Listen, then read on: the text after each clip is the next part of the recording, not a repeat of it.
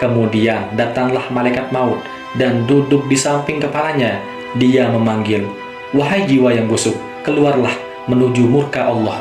Ruhnya ketakutan dan terpencar ke seluruh ujung tubuhnya.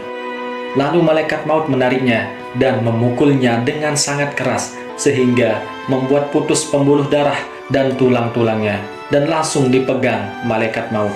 Kemudian diberi masuh yang mereka bawa. Ruh itu keluar dengan membawa bau yang sangat busuk, seperti busuknya bau bangkai yang pernah ada di muka bumi. Kemudian dipukulkan ke mayit kafir, dan dia menjadi debu. Lalu Allah kembalikan seperti semula, dan dia pun memukulnya lagi. Dia berteriak sangat keras. Teriakannya bisa didengar oleh semua makhluk, kecuali jin dan manusia.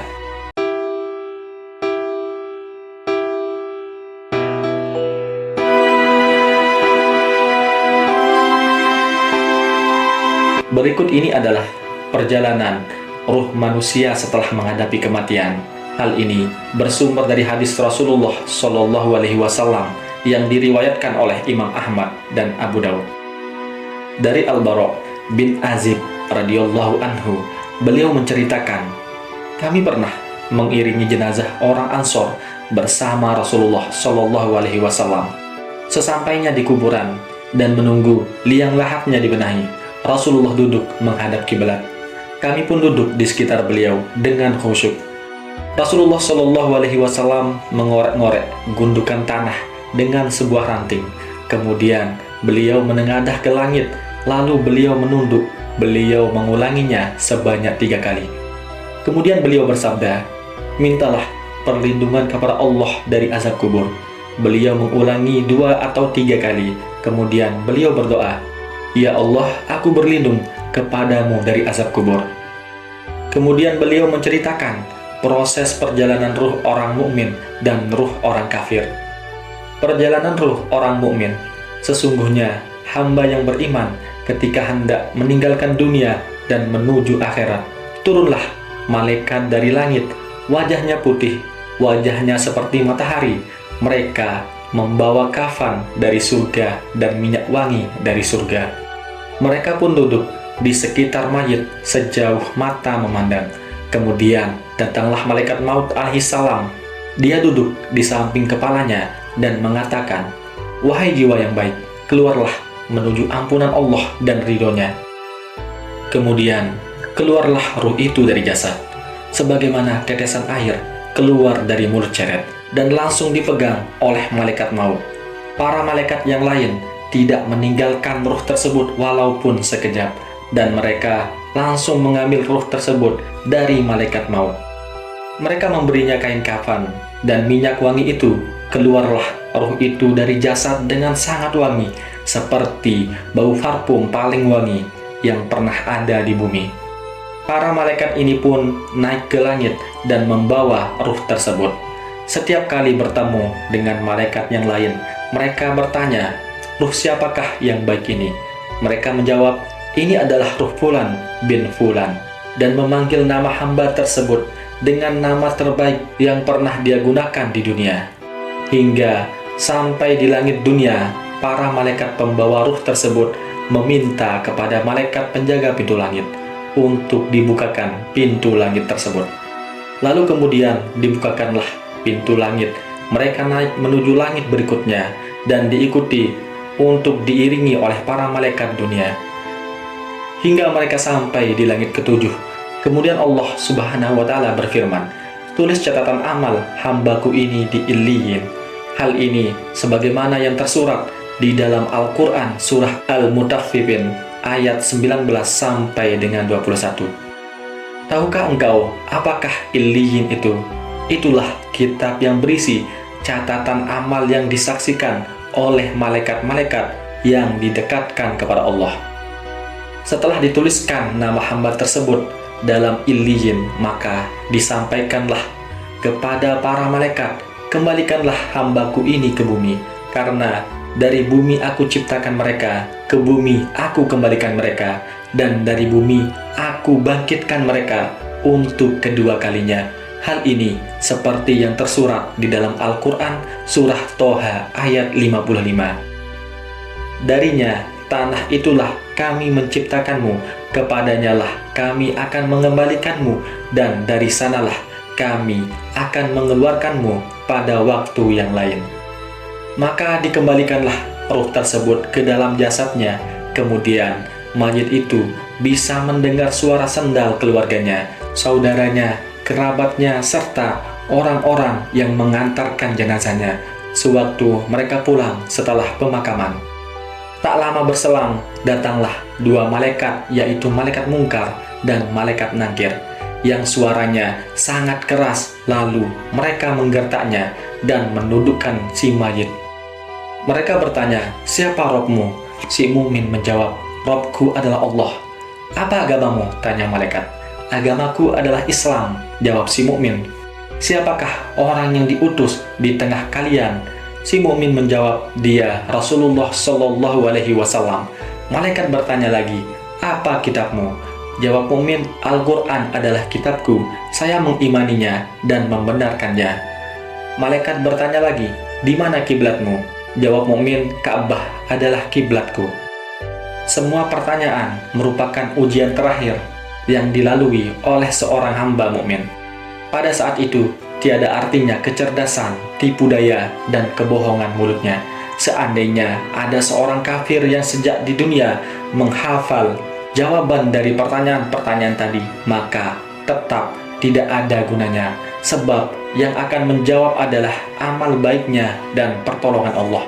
Berkat keduanya, insya Allah, ia akan bisa menjawab dengan teguh sesuai dengan firman Allah di dalam Al-Quran surah Ibrahim ayat 27. Allah meneguhkan iman orang-orang yang beriman dengan ucapan yang teguh dalam kehidupan di dunia dan di akhirat.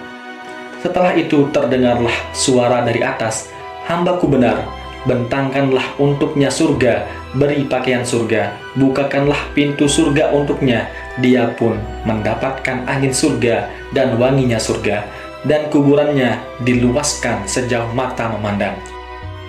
Kemudian datanglah orang yang wajahnya sangat tampan, dengan pakaian bagus, baunya wangi. Dia mengatakan, "Kabar gembira yang akan menyenangkanmu, kabar gembira dengan ridha Allah dan surga yang penuh kenikmatan abadi." Si mayit dengan keheranan bertanya, "Siapakah Anda?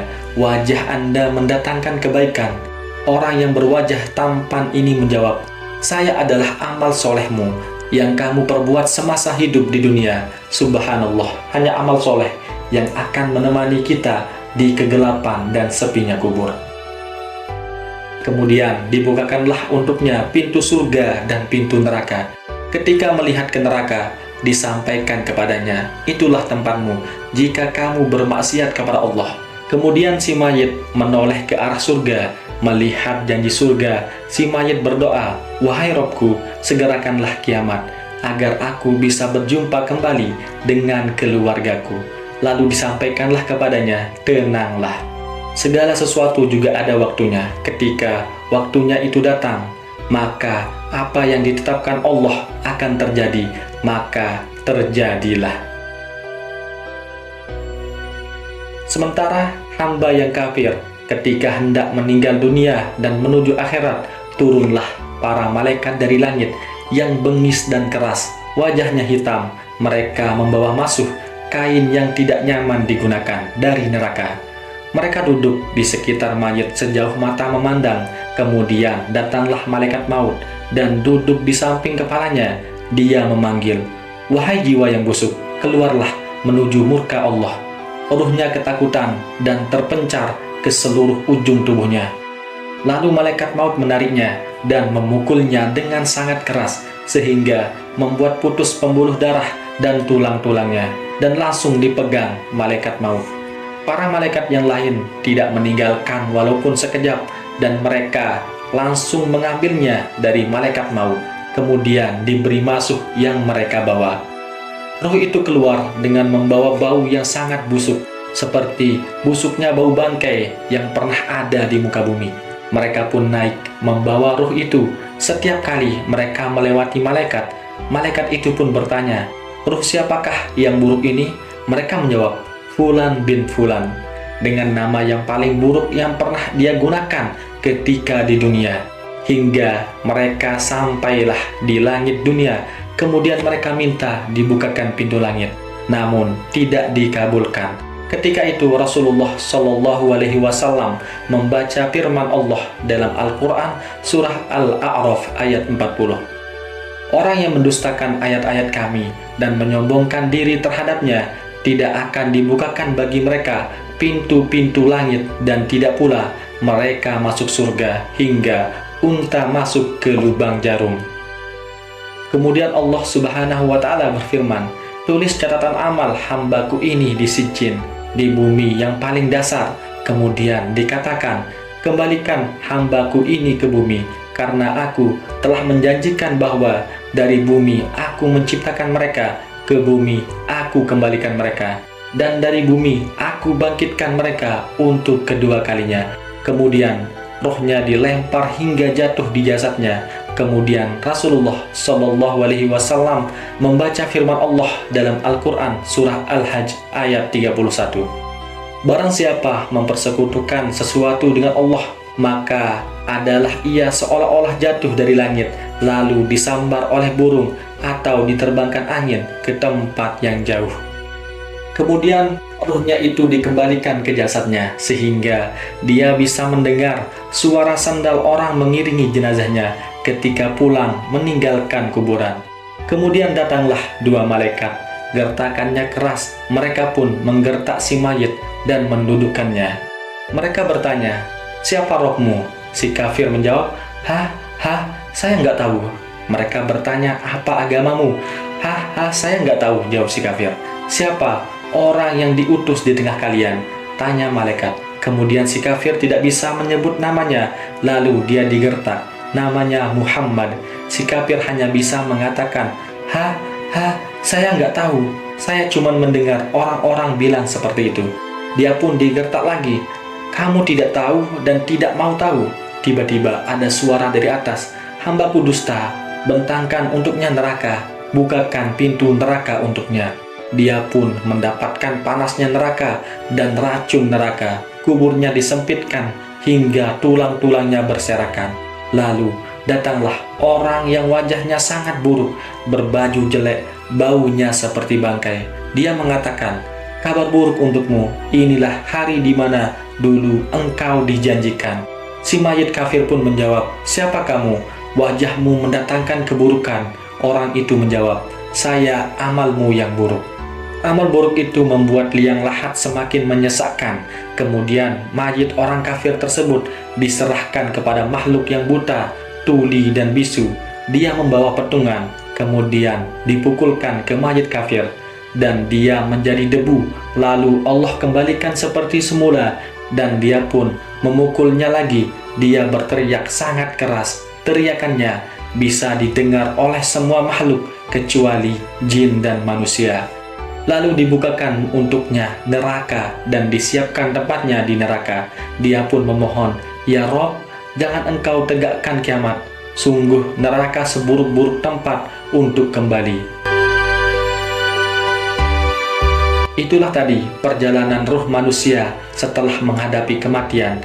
Semoga kita semuanya kelak di saat kembali kepada Sang Pencipta, kembali kepada Allah, kita dijauhkan dan dihindarkan dari siksa kubur dan siksa neraka. Dan semoga surga menjadi tempat kita untuk kembali. Amin ya Rabbal Alamin.